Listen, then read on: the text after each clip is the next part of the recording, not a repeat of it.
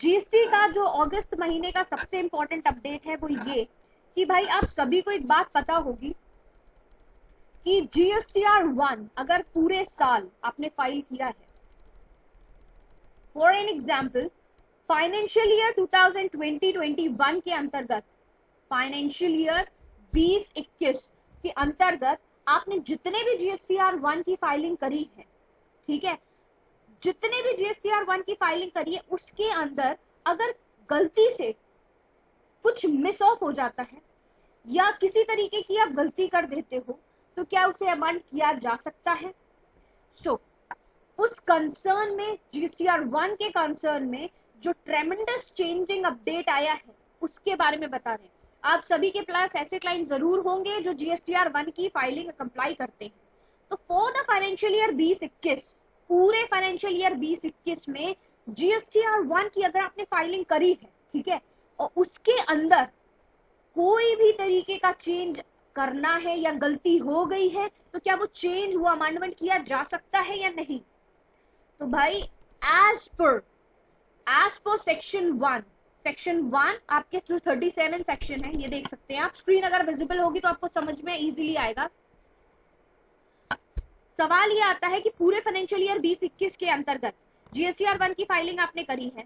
अब मान लीजिए आपको पता चलता है कि हमने इस स्पेसिफिक पीरियड में जो GSTR 1 की फाइलिंग करी है वो गलती से कुछ गड़बड़ हो गई है, ठीक है, तो उसमें चेंज कर सकते हैं, क्वेश्चन नंबर 1 डाउट में, ठीक है। अब हालांकि नॉर्मल ट्रेंड्स में तो हम सभी को पता है कि कभी कभी ऐसा होता है कि इस, मान लीजिए प्रीवियस वाले में आपने कोई गलती कर दी, प्रीवियस मंथ में GSTR 1 की फाइलिंग में कोई गलती कर दी या कुछ चीजें छूट गई आपसे, कुछ डिटेल्स चढ़ाना आपसे भूल गए, ठीक है, तो आप क्या कर सकते हो, आगे के मंथ में उसे अप्लाई किया जा सकता है, ठीक है। सेक्शन 37, सेक्शन जो हमारा 37 है वो बेसिकली बात करता है furnishing the details of outward supplies. हम सभी को पता है कि सेक्शन 37 इसीलिए बात करता है जिसमें आप आउटवर्ड सप्लाईज, अपनी आउटवर्ड सेल्स को दिखाते हो। इररिस्पेक्टिव ऑफ कोई भी ऐसे रजिस्टर्ड पर्सन जो इनपुट सर्विस डिस्ट्रीब्यूटर है या नॉन रेजिडेंट टैक्स पेयर है या वो ऐसे टैक्स पेयर्स हैं जो कि TDS एंड TCS डिडक्टर्स हैं, इन सारी कैटेगरीज को इग्नोर करते हुए जो स्पेसिफिकली रेगुलर की कैटेगरी में रहने वाले पर्सोनल्स हैं या टैक्स पेयर्स हैं, वो अगर कोई भी ओमिशन कर देते हैं या कोई भी गलती से कुछ दिक्कत आ जाती है तो वो भैया अपना GSTR 1 को अमेंड कर सकते हैं, irrespective of this fact that कि भाई उनको कुछ पीरियड के लिए टैक्स पे करना पड़ सकता है या इंटरेस्ट पे करना पड़ सकता है, ठीक है। As here you can see this कि any registered person who has furnished their details for any tax period, ठीक है, कोई भी टैक्स पीरियड की, मतलब अगर प्रीवियस, मान लीजिए अगर प्रीवियस का पीरियड है तो कोई भी टैक्स पीरियड है अगर आपका, तो उसके लिए आप ओमिशन को, उसमें जो करेक्शंस करने हैं वो करेक्शंस आप कर सकते हो और आप क्या पे कर देते हो, कोई भी टैक्स अगर जनरेट हुआ तो टैक्स जनरेशन का आप पेमेंट कर देते हो या इंटरेस्ट पे कर देते हो, बात वहीं खत्म आती है। तो मैडम आपने नई बात क्या बता दी हमें? नई बात इसमें ये है कि पूरे फाइनेंशियल पीरियड में या किसी भी पीरियड का अगर हमने कोई गलती कर दी है, किसी भी पीरियड में अगर हमने कोई भी गलती कर दी है तो क्या उसे अमेंड किया जा सकता है? अभी भी अमेंड किया जा सकता है। उसकी क्या स्पेसिफिक डेट है? अगर कोई डेट है तो प्लीज बता दीजिए, और अगर उस पीरियड पे नहीं किया तो क्या आगे कभी कर पाएंगे या नहीं कर पाएंगे, कोई चेंजेस ला पाएंगे या नहीं ला पाएंगे, तो उसके बारे में मैं यहाँ आपको बताने वाली हूँ। शायद आपको बेस क्लियर हो गया होगा। अगर मेरा ये बेस क्लियर हो गया है तो please answer me in the form of yes और नो, क्योंकि पूरा जस्ट इसी पे बेस्ड है। I am repeating the concept. Concept क्या कहता है मैं नॉर्मली बता रही हूँ। GSTR 1 की जब आप फाइलिंग करते हो तो किसी भी रिस्पेक्टिव पीरियड में, मान लीजिए अगर प्रीवियस वाला आपका पीरियड चल रहा है, प्रीवियस मंथ अगर आपका चल रहा है और उसमें किसी भी तरीके का ओमिशन हो जाता है या कोई करेक्शन करना है तो क्या उसे किया जा सकता है? तो इन नॉर्मल सेंस ये पॉसिबल है और ये किया भी जा सकता है। आप अपने नेक्स्ट पीरियड के कंसर्न में उसको अपडेट कर सकते हो। इंपॉर्टेंट बात जो ध्यान में रखने वाली वो ये है कि भाई GSTR 1 के कंसर्न में आगे आने वाला जो पीरियड है, 3B की फाइलिंग करने से पहले पहले आप उसे अमेंड कर लीजिए। अब बात आती है कि पूरे फाइनेंशियल पीरियड 2021 के अंदर किसी भी रिस्पेक्टिव पीरियड का क्या हम अमेंडमेंट कर सकते हैं GSTR 1 के अंदर? तो नॉर्मल टर्म्स में ऐसा पॉसिबल नहीं है, बट ड्यू टू एक स्पेसिफिक प्रोविजन के थ्रू ये अप्लाई किया गया है। कहने का मतलब ये है कि अगर आपने कोई भी गलती कर दी है तो उसको आप ठीक कर सकते हैं, उसको आप करेक्ट कर सकते हैं, बट उसके लिए जो पीरियड दिया गया है वो आपको दिया गया है 17 सितंबर 2021। वो आप कब तक अप्लाई कर सकते हैं? वो सिर्फ आप अप्लाई कर सकते हैं अप टिल सितंबर 2021। देख सकते हैं in the month of September for the following ending the financial period pertaining or furnishing the relevant annual return whichever is earlier। अब बात क्या कह रही है वो ध्यान से समझिएगा। I mean to say that कि रेगुलर बेसिस पे अमेंडमेंट हो जाता है मंथली बेसिस पे, पर अगर फाइनेंशियल पीरियड पूरा 2021 को अगर कंसिडर किया जाए और किसी भी टैक्स पीरियड में अगर हमें GSTR1 के अंदर कोई भी चेंज लाना है, ठीक है, तो वो जो चेंज होगा उसको करेक्शन किया जा सकता है, एंड दैट टू वो कब तक?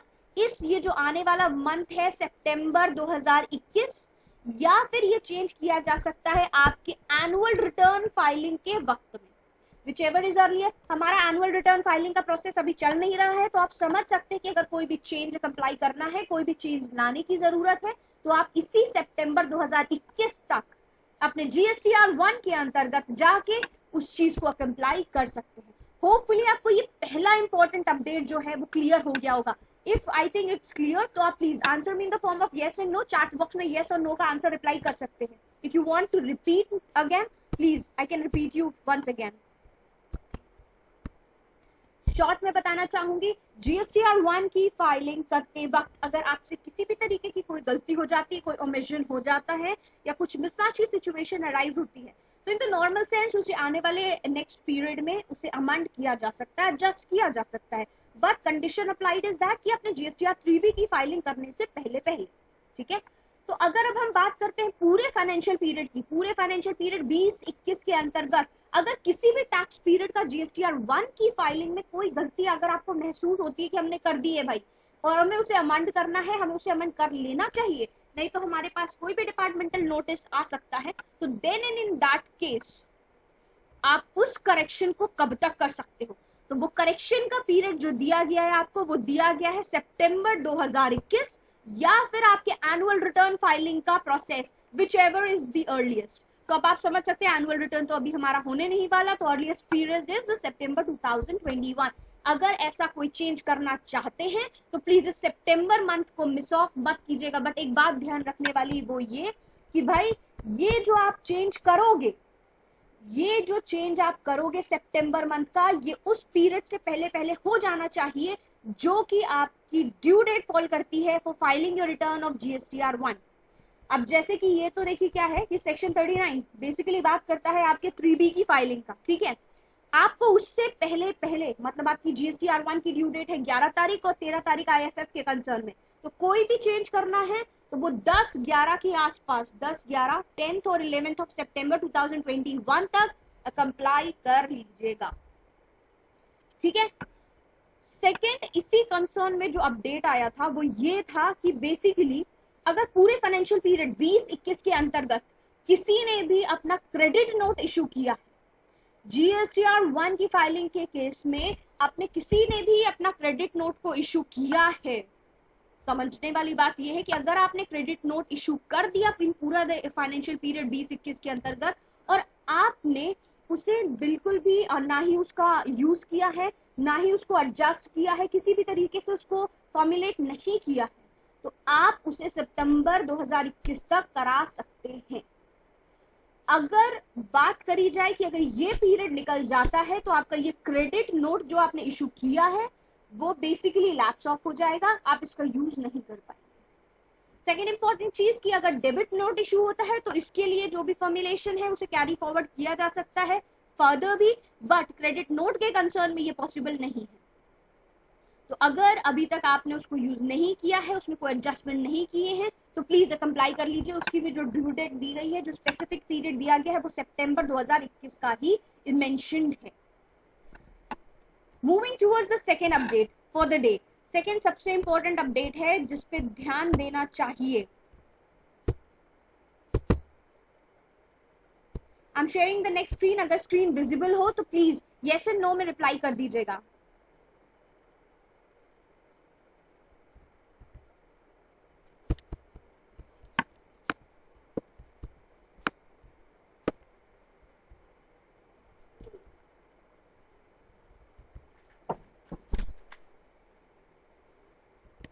सेकेंड टैक्स पीरियड के लिए जो सेकेंड लेटेस्ट अपडेट आया है वो आया है GST REG 17/2021। Is the screen visible to you guys? Vishal ji आपको स्क्रीन दिख रही है? शुभम जी आपको स्क्रीन विजिबल है?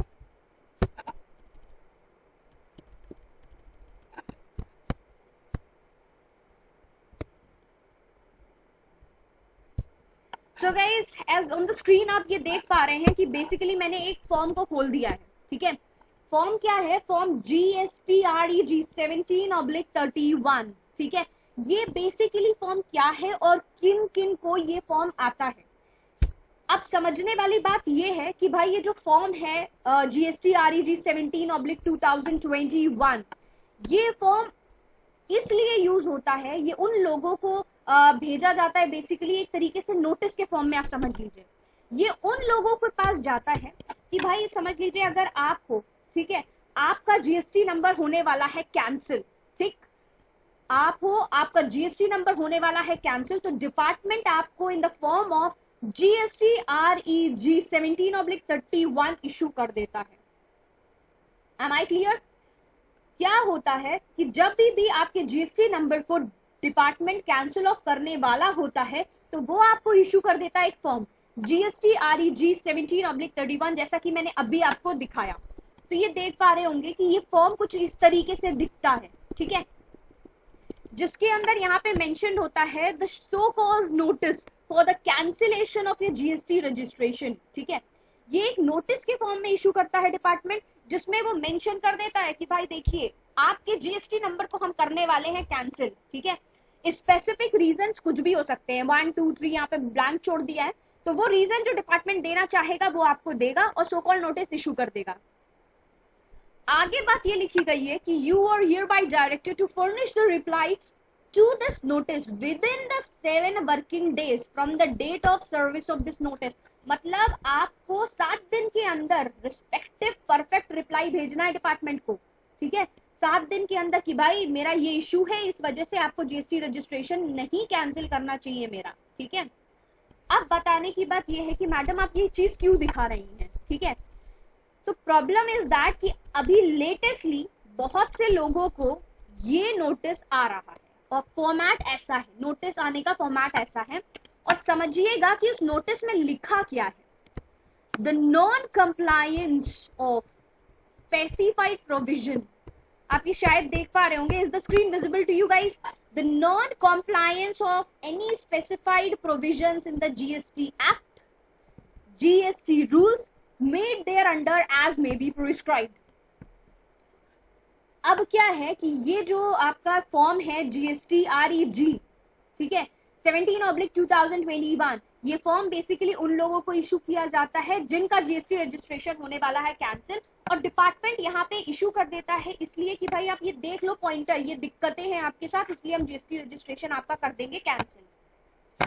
अब मैंने ये चीज क्यों आपको बताई, वो इसलिए कि कुछ लोगों के पास ये नोटिस जा रहा है और उस नोटिस में जो रीजन लिखा है ना वो थोड़ा सा अनलॉजिकल सा है, कुछ समझ में नहीं आ रहा है कि रीजन क्या बता रहे हैं। ध्यान से देखिएगा, यहाँ पे यही बात लिखी है, उस नोटिस के अंदर ये लाइन लिखी है कि नॉन कंप्लायंस आप कर रहे हो किसी भी, अगर आप किसी भी GST के कॉम्प्लायंसेस को, अगर आप किसी भी GST के कॉम्प्लायंसेस को फॉलो अप नहीं करते हो या अबाइड बाई करते हो GST एक्ट को या किसी रूल्स को, एज में भी प्रिस्क्राइब, कुछ भी हो सकता है, ठीक है, किसी भी रूल्स को, किसी भी प्रोविजंस को, आपके GST नंबर को कर दिया जाएगा कैंसिल। तो आप सोचो, खुद से सोचो, इस समय 174 प्रोविजंस हैं ऑलमोस्ट GST के अंदर, तो अब हमने कौन सा वॉयलेट कर दिया है, प्लीज वो तो बताओ। अब क्या इस नोटिस को देख के ये बात समझ में आ रही है कि हमने वॉयलेशन कौन सा किया है? तो जो 7 दिन के अंदर रिस्पेक्टिव हमें रिप्लाई देना है वो किस बेसिस पे हम देंगे, हमने क्या गलती करी है, आप एटलीस्ट मुझे वो तो लिखिए कि हमने भाई स्पेसिफिक XYZ इस प्रोविजन के अंदर ये रूल्स हमने तोड़े हैं, ये फॉर्मुलेशन हमने गलत किया है, कुछ आपको स्पेसिफाई करना चाहिए। पर जो नोटिस आ रहा है लोगों के पास वो ये आ रहा है। तो इस केस में सबसे पहली जो चीज आपको करनी है वो ये करनी है कि भाई आपको एक सॉलिड रिप्लाई लिखना पड़ेगा कि भाई अल्टीमेटली आप मुझे बताइए कि what is the mistake done from our side. Number 1। कुछ समय बीतने के बाद अगर जैसे कि क्या हुआ कि कुछ पीपल ने पूछा डिपार्टमेंट से, ये पूछा, यही नोटिस का रिप्लाई उन्होंने दिया और पूछा कि अल्टीमेटली हमने ऐसी क्या गलती करी है जिसकी वजह से हमारा रजिस्ट्रेशन हो रहा है कैंसिल। तो अब सुनिएगा कि वो रीजन डिपार्टमेंट ने क्या दिया। उन्होंने बताया कि functionalities to check and update the bank account details. उन्होंने एक सिंपल सा आंसर दिया कि भाई जिन लोगों ने अपने जीएसटी रजिस्ट्रेशन को कंप्लाई किया है, जिन्होंने अपना फ्रेशली जीएसटी रजिस्ट्रेशन लिया है, अगर उन्होंने 45 डेज के अंदर 45 दिन के अंदर अंदर अपना जीएसटी रजिस्ट्रेशन के अंतर्गत अपने नॉन कोर एरिया में जाके अपने बैंक अकाउंट डिटेल्स को नहीं चढ़ाया है, उन लोगों का जीएसटी नंबर होने वाला है कैंसिल। होपफुली आप सभी को समझ में आया होगा कि मैंने ये वाला पॉइंट क्यों उठाया, ये नोटिस वाला पॉइंट क्यों उठाया, कि जो नोटिस आ रहा है लोगों को और वो उस नोटिस का क्या रिलेशन है आप सबके साथ, या आपके साथ ऐसा हो सकता है या नहीं हो सकता है। तो होपफुली आई थिंक आपके सभी के पास ऐसे क्लाइंट्स होंगे जिन्होंने अपने सिस्टम पे, अपने पोर्टल पे अपने बैंक अकाउंट की डिटेल्स को नहीं चढ़ाया होगा।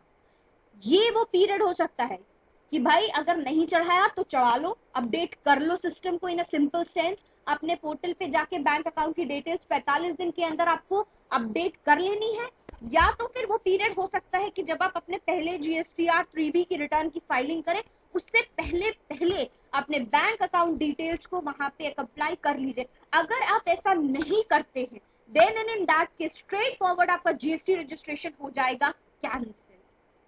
Hopefully, I think you guys got my prospect, my point कि भाई ऐसा क्यों हो रहा है और मैंने इस नोटिस को आपके सामने क्यों प्रेजेंट किया है। Am I clear to you all? अगर नहीं पता कैसे करना है तो आपको सर्विसेज में जाना है। सर्विसेज में जाने के बाद आपको न्यू रजिस्ट्रेशन, वो जो रजिस्ट्रेशन ऑप्शन है जहाँ पे नॉन कोर एरिया का आप एडजस्टमेंट करते हो वहां पे आपको बैंक की डिटेल्स मिलेंगी। सी लाइक ये कुछ ऐसा सा दिखता है जहां पे आप अपनी सर्विसेज में आते हो। सर्विसेज में आने के बाद यहाँ पे ये आप दिख पा रहा होगा कि amendment of registration non core field. जब आप नॉन कोर फील्ड के अंतर्गत जाके क्लिक करोगे तो आपको कुछ ऐसा सा पैनल मिलेगा, ठीक है, जहां पे यहाँ पे आप देख पा रहे होंगे कि बैंक अकाउंट की जो डिटेल्स है वो यहाँ पे आप डाल सकते हो और अपने सिस्टम को यहाँ से आप अमेंड कर सकते हो। तो इस नोटिस का जो इम्पैक्ट आ रहा है वो डायरेक्टली जो इम्पैक्ट है वो इसी बेसिस पे है कि जिन लोगों ने अभी तक न्यूली रजिस्ट्रेशन लिया है और अपने बैंक अकाउंट डिटेल्स को अपडेट नहीं करा है 45 डेज के अंतर्गत उसको कर लीजिए, या तो फिर आपके फर्स्ट जीएसटीआर 3B की फाइलिंग करने से पहले उसको कंप्लाई कर लीजिए और else your GST number is going to that to have been cancelled. अगर इस दोनों प्रोस्पेक्ट्स में कहीं भी आपको कोई डाउट है, कुछ नहीं समझ में आया है तो please you are free to ask me anything, वरना आज के लिए मैं अपने इस सेशन को यहीं वाइंड अप करना चाहूंगी। And I would request please guys, अगर आपको ये चैनल, हमारा ये प्रोस्पेक्ट डेली 2 अपडेट्स देने का अगर अच्छा लग रहा है, समझ में आ रहा है, तो प्लीज इसे रेगुलर बेसिस पे ज्वाइन कीजिए। हालांकि we are trying on level based कि हम आपको वीडियोस प्रोवाइड करते रहें, बट इसकी इंपॉर्टेंस ये है कि जब आप लाइव आते हो ना तो वो इंटरेक्शन अलग होता है, वो समझने का तरीका अलग होता है। तो try to be on time. 9:30 PM मैं शार्प यहाँ बैठी मिलती हूँ और 10 के आसपास मैं यहाँ से क्विट ऑफ कर जाती हूँ। 15 मिनट्स का आपका वक्त आपको अपने बिजनेस को ग्रो करने के लिए, आप जिस भी प्रोफेशनल राउंड है वहां पे हेल्प जरूर करेगा। So stay connected guys, keep yourself safe, sound and healthy. Hopefully can I meet again by the tomorrow session में हम फिर से मिलने वाले हैं। अगर आपको ये चीज समझ में आ रही है, प्रोस्पेक्ट क्लियर हो रहा है, please answer me in the form of yes and no so that I can leave the session for now.